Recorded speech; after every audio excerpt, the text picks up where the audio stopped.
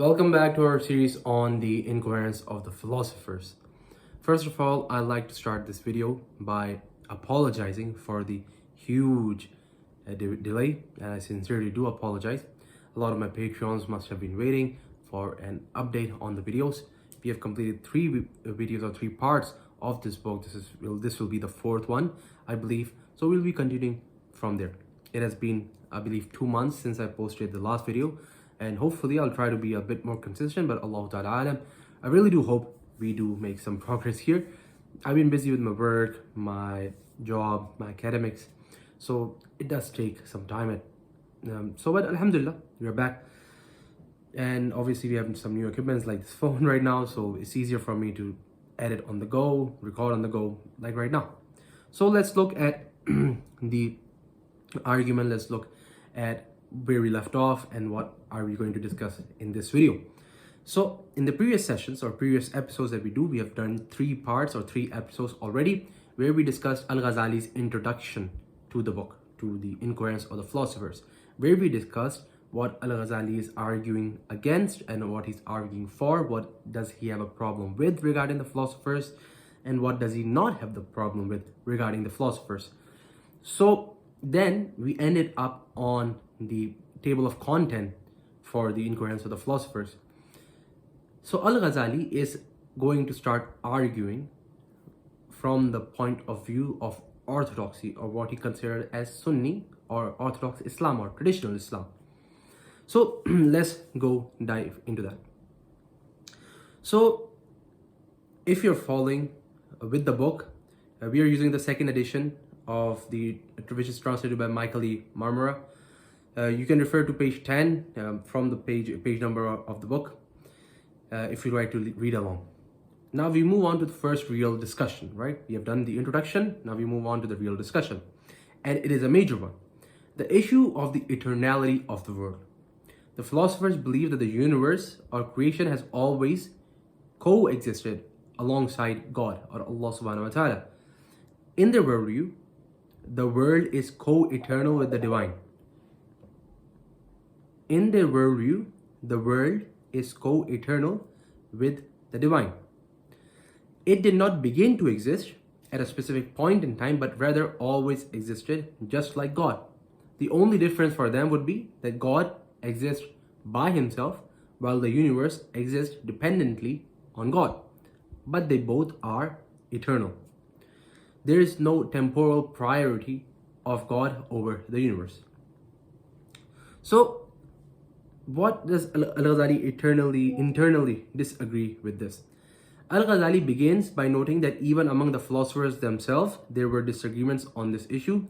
Some affirmed the eternality of the world, and some denied it. For instance, Al-Ghazali quotes Plato, who said that the world is generated and originated in time. However, most of the philosophers interpret this to mean something else rather than meaning what it means apparently. So they take it like a metaphor, rather than they saying that Plato actually believed that the world is created or hadith or occurrent. So there is some evidence even to Plato. And then obviously there are other philosophers who do not affirm a particular position. Let's see what we have to say about that. So, like for example, Galen, I believe, as far as I remember, he took a non-affirmative opinion on this issue. He took a non-conformist opinion. He did not affirm, neither negated the co-eternality of the world with the necessary being. Al-Ghazali targets this issue because in Islamic orthodoxy, particularly Sunni theology, the belief that the universe is co-eternal with God is considered as heretical. It's basically a heresy. It's a very problematic belief. It's not even something that is bid'ah in the sense that it is an innovation. Rather, it is a kind of innovation according to Sunni Islam, which necessitates kufr, disbelief. So this isn't just a philosophical debate for Al-Ghazali, rather it is a theological one. He focused not on every argument the philosophers brought forth, but Al-Ghazali tried to target the strongest argument. So Al-Ghazali, in his first discussion, he mentions that first of all, the philosophers hold this view, but the philosophers within themselves they disagree, including there is some attribution to Plato. And then Al-Ghazali mentions we will be not refuting every single argument that the philosopher brings forth, because obviously that will take a lot of time. It's not necessarily the target of this book, but rather we will be dealing with the arguments that cause doubts to even the most intellectual of the opponents. So people who are not philosophers, rather they're opposing the philosophers, even they have to take a step back and ponder over the argument that they bring forth, because that argument does seem like has some weight. So Al-Ghazali says that we'll be taking these kind of arguments that have some weight and answering them specifically. So he does not focus on merely any argument, but the strongest one that confuses even the most highly of intellectual individuals and the speculative of minds. He highlights three main arguments which we will be addressing in this series. In today's session, hopefully, we will be trying to deal with mainly the first argument and what does it argue. So the first argument, we can see that the philosophers are arguing that why a co-eternal thing is necessitated with God. So let's break this down. The first major argument that the philosophers make is that they start by saying that God is eternal. Obviously, God is eternal, which everyone agrees on. Now, if the universe did not always exist, it must have existed as a possibility before it came into actual existence or actual being. But the question arises that what turned the possibility, the mere possibility of the universe to exist into an actuality? So basically, God existed, or the necessary being always existed. The universe did not always exist. What actualized it from mere possibility into actuality, or into reality? From possibility into reality. What is that thing that actualizes it? So this is where the philosophers try to point out is the issue. They argue there must be something like a kind of a factor that tipped the scale from possibility to reality. The book uses a kind of the term, or the English translation uses the term preponderance to refer to this kind of tipping point or a kind of change in God. So the question becomes, did this factor make the universe actually exist at a particular time? Or did it begin to exist itself? Because this raises a question. If the thing that actualizes the universe, or the preponderance, if this always existed, then the universe should have also always existed, right? Because the conditions for the existence of the universe, if they are fulfilled, then the universe obviously will always exist. If the conditions for the universe to exist are always there, then the universe will also always exist. So if the preponderance are the conditions, then the universe will also always exist, right? But if the factor or the preponderance or the thing that actualizes the universe began to exist, then another question arises. Then we have the problem that we had with the creation of the universe. What caused this factor or this preponderance to exist? That would mean that there must be some reason for that as well. And there must be some reason for that as well. That could either lead into an infinite regress or change in God. We'll get to that, hopefully.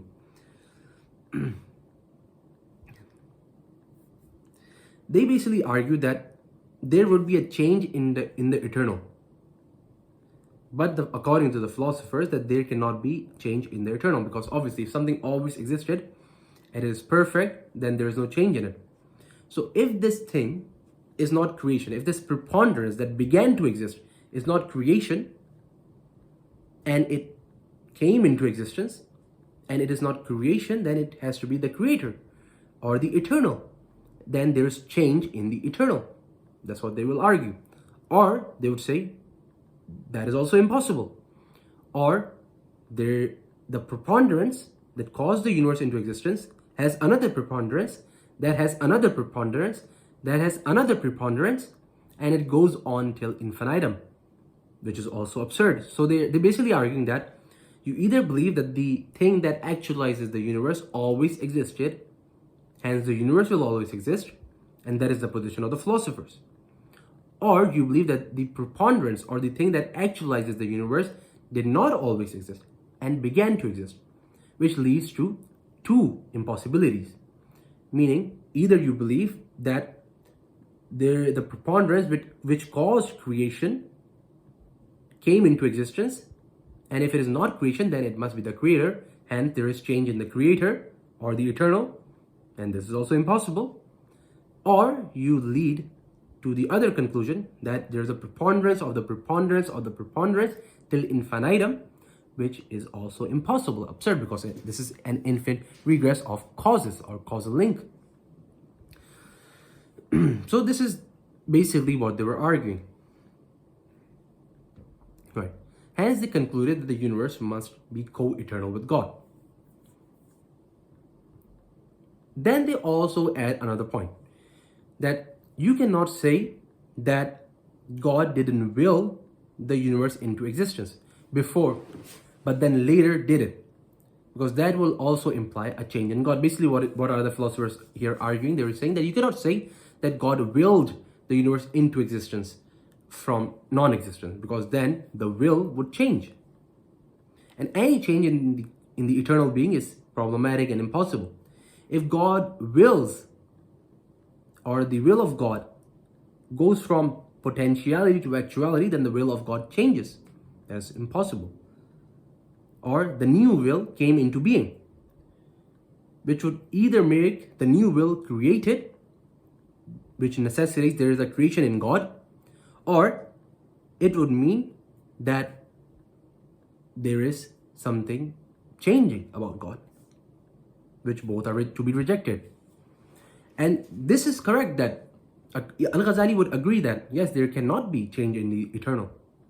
But Al-Ghazali, as we will see, will disagree that believing in a will necessitates a change in the eternal. To avoid this problem, some of the philosophers suggest this thing, that the universe must be co-eternal with God. Simple as that. So philosophers are basically arguing, either you believe that there is change in God, or creation, or there is creation in God, or there is an infinite regress, or you believe that the creation is co-eternal with God. So they're saying, if you believe in the occurrence or a beginning of the universe at a particular moment, then you necessarily have to believe in some kind of impossibilities, according to the philosophers. So Al-Ghazali responds to this. Right? Okay, also, there are some interesting arguments that the philosophers give. The philosophers mention that about the conditions, right? Actually, we'll get to that. After the response, we'll get to that. Al-Ghazali responds to this by saying, no, the universe can be temporally created by an eternal will. God is eternal. His will is also eternal. And he eternally willed the universe into existence at a specific moment. This doesn't imply any change in God or change in God's essence. It simply means that God chose from many possibilities or many options one specific option since eternity past. Since he existed, God has chosen it. God didn't choose at a particular moment to create the universe. Rather, God, since eternity past, had specified one thing over the rest. And that took place. Which is basically, think of it like this, that God always existed. God decided that the earth will be spherical, rather than a square or a triangular or a cone shape or some other shape. It will be kind of spherical or something like that. God decided this since eternity past. He did not decide this when the universe began to exist. He decided that since eternity past, because there are multiple possibilities. He just specified one possibility since eternity past, because God transcends time. So Al-Ghazali is saying that there were multiple options or multiple possibilities for God. Meaning, for example, God could have created the universe in, let's say, 13 billion years ago that we would say nowadays, or 20 billion years ago, or 15 billion years ago, God could have created it in any fashion he wanted. He could have began the universe in any fashion he wanted, but he specified this kind of creation. This specification did not occur at a moment, hence it did not begin to exist. Rather, it was since eternity past. This is the position of Al-Ghazali's, and this is also the position of the Ash'arites, right? So, yeah. So this would cause the opinion or the refutation of the philosophers to be negated, because this does not lead to an infinite regress, neither a change in God, but this does not also make God a will-less God, but rather a God with will and creation by ex nihilo at a particular moment, rather than co-eternality. So Al-Ghazali does bring forth this argument. The philosophers reply to this argument. You need to remember that this is Al-Ghazali himself is mentioning the objections that the philosophers can bring. We can see how Al-Ghazali is trying to be intellectually honest and trying to steel man, even his opponents, which should be our way. We should try to do this. The philosophers then respond, if God's essence, his will, and his relation to the universe are eternal. Meaning the philosophers are saying that if God is eternal, his will is eternal, like you're saying, he specified it since eternality, and the relations are, everything is eternal, and nothing began to exist except creation, then the universe should necessarily always exist. What are they trying to say? Al-Ghazali gives an analogy. For example, in Islamic law, in fiqh, if a husband says to his wife that I divorce you, or you are hereby divorced, or I give you a talaq right now, his wife will be divorced. Why? Because the conditions for divorce are fulfilled. The conditions of divorce are fulfilled.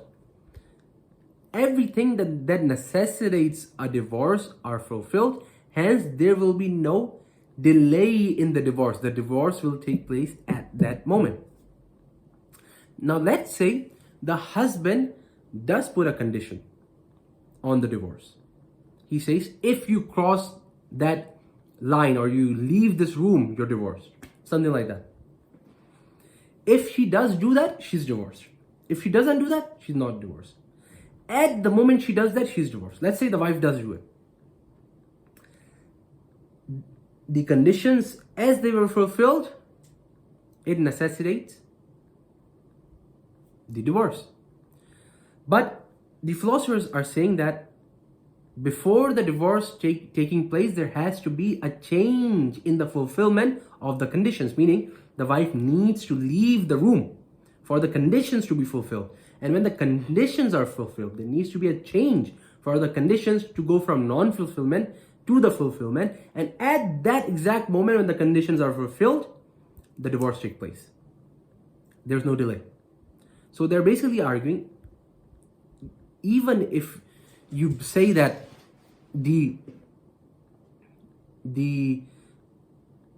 conditions are eternal, but the necessity is temporal, they're saying it cannot be the case, because there needs to be a change in the fulfillment of the condition for the thing that is necessitated to be temporal. Because if you say that everything is eternal and there is no change at all, then the universe should be eternal, co-eternal. There should be no change. So again, they're saying that there will be no change in God, and hence the universe will be co-eternal. Or the universe will not be eternal, and there will be a change to fulfill the conditions. So there has to be, once again, change. So Al-Ghazali himself is arguing this. He's saying that this is the argument that the philosophers can bring. And this just shows an intellectual honesty, right? Here's where Al-Ghazali does something brilliant. He asks the philosophers basically, how do you know the eternal will cannot result in a temporal effect? On what basis are you making this conclusion? Because, and this is where you kind of should know some basic logic to understand it. I'm going to try to explain it, but if you're not able to completely grasp it, it's fine. And in his Miyar al-Ilm, he kind of does lay the foundations down of logic and these principles. So he argues that, how do you know this? How are you making this connection that an eternal will cannot result in a temporal effect? How are you making from A to B? How are you going there? Are you going from A to B by the necessity of reason? A zarurat or zarura from aql. Is it necessity from reason? Or is it something that is inferred? Something that you reach? Is it nazari? Or is something that is that you infer and you reason about and you ponder over? It's something like that. Meaning, what does it mean? Now let's understand what necessity of reason means and what here the translation says theoretical reasoning. What necessity of reason and what theoretical reasoning is referred to as here. Necessity of reason, basically Al-Ghazali is trying to argue for things which are self-evident or innate knowledge or intuitive knowledge. For example, I know I exist is intuitive, innate. I know that 2 plus 2 is 4 because of innate principles, like the whole is made up of parts, something like that, right? Or the part is smaller than the whole. That's more accurate. I know this intuitively, innately. So Al-Ghazali is saying, do you know this link or connection from necessity of reason, or do you know this by theoretical reasoning? Theoretical reasoning would not be innate. Rather, it would be reasoned and logic, and we would use arguments and premises and seed syllogisms and come to a conclusion. This is what he's trying to argue. So he's saying that if you're saying that it is by the necessity of reason, meaning if it is self-evident and clear-cut and you do not need an argument for it, or you do not need a robust argument for it, then why does even amongst your philosophers there's a disagreement? And why is it that every land there is a disagreement on this issue? If this is as self-evident as you're saying. Because if there is self-evident, like 2 plus 2 is 4, when we say 2 plus 2 is 4, sure, someone might disagree, but there is an agreement. And anyone who has a right intention, good intention, they will come to this conclusion that 2 plus 2 is 4, right? The Al-Ghazali is basically saying that we are not bad intentioned people. We are good intentioned people. We genuinely want to see this argument. And we can see Al-Ghazali is genuinely trying to digest this argument. But Al-Ghazali is saying this is not self-evident. No matter how much I give the leeway, it isn't self-evident. And if it is theoretical reasoning, then show us the logical proofs. Basically, Al-Ghazali is saying that show us the premises, the conclusion, and mainly what is the middle term. How are you going from A to B? For example, if you're going from the will of God does not result in a temporal effect or cannot result in a temporal effect, there has to be a linkage. How did you come to that conclusion? There has to be a middle term that is called. This thing you need to show us. What is that? You need to show us. You need to give us an argument. For example, if I say, all men are mortal, Socrates is a man, the conclusion will be Socrates is mortal. Or I can say all men will die someday, Socrates is a man, Socrates will die someday. The middle term here, you can say is, we can call it man, right? Right? Something like that. The middle term would be something that is no longer in the conclusion, but rather was the joining point or inferring point, or that cause a valid inference between premise 1 and premise 2. I know it's getting a little bit too logical and philosophical, but I hope you get the general idea. Right? So Al-Ghazali is using their own logical framework to argue against them. He's asking them to present a syllogism that demonstrates why a temporal effect cannot result in an eternal cause. If they can't, then it is just a baseless assertion, not a logical necessity or reality. Then Al-Ghazali gives a final blow to the argument. Finally, Al-Ghazali brings in the argument that exposes the contradiction in the idea of the past eternal universe, and he refers this to the heavenly spheres, right? So I would like to end this video here, and from the next session we will go on to the argument of Al-Ghazali regarding the orbits and how he argues that the orbits of the universe necessitates a logical necessity for the temporality of the universe. But not only that, he says that it is by your own principles that we can argue this. Because what are the philosophers saying? The philosophers are trying to argue that there is a logical necessity, or your argument leads to a contradiction in logical principles. So we know things we have necessary reasons or known by necessity. We know some things which are known by necessity. For example, contradictions cannot exist. The philosophers are basically arguing that your argument is leading to these conclusions which we know by necessity of reason cannot exist. So Al-Ghazali will actually, first Al-Ghazali said that you have not shown us the argument that can prove to us that it does lead to a contradiction or something that does not or opposes things known by necessity or reason. First Al-Ghazali says this. Then Al-Ghazali says that even if you want to go by this principle, I can show you an argument that even your worldview necessitates that. And Al-Ghazali will give a kind of middle term, or he'll give a kind of argument which will be drawn out. We'll be doing that in the next session because this video has been too long, about 26 minutes. I hope you guys enjoyed that. I did. Stay tuned. If you guys like these kind of videos, be sure to subscribe, be sure to like the video, be sure to give me a follow, a subscribe. I do have a Patreon. If you guys would support it would mean a lot. It will make things a lot more smoother. I can get a lot more equipments. I can hire an editor. So inshallah ta'ala, I just want to complete this book and just put it out there because there's a lot of misconception about this book. So hopefully, baby steps inshallah ta'ala. With that, let's end today's session. Assalamu alaikum wa rahmatullahi wa barakatuh.